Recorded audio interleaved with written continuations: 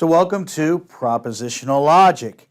When I start a topic, I normally go over the theory and go over a bunch of items like that first, but in propositional logic, we are at the fundamental parts of theory. So I'm actually going to show you a couple of examples of propositional logic statements, and then we'll get to expand a little bit more on them and understand a little bit more theory behind them, how we work with them, all these different types of things. So bear with me when it comes to this.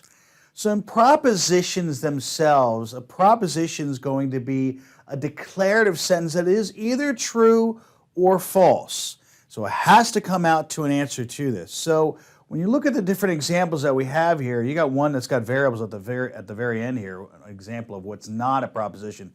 Variable is not going to come up yet. This is yet, notice by the way. So that part's out. It's got to be something that frankly is concrete. Doesn't have to be true, but it has to be concrete. Like the moon is made of cheese. Don't ask me. But anyway, even these, when you have some type of arithmetic or something of that nature, everybody's defined and you have an equals that's in there. You're going to start seeing some math setups. You're going to see some words set up. They're usually going to be broken up by some words such as is, only if, and the logic gates that you and I love called logical connectives, which I'll go over here in a second. But notice the other examples that I have here. The moon is the subject, is made of cheese. It's describing it. Trenton is the capital of New Jersey.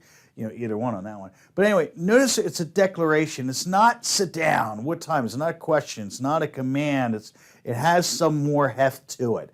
You're going to sometimes see those connectors of the ors, the nots that you and I know and love. That's also going to be in there as well. So that's the overall setup of a propositional logic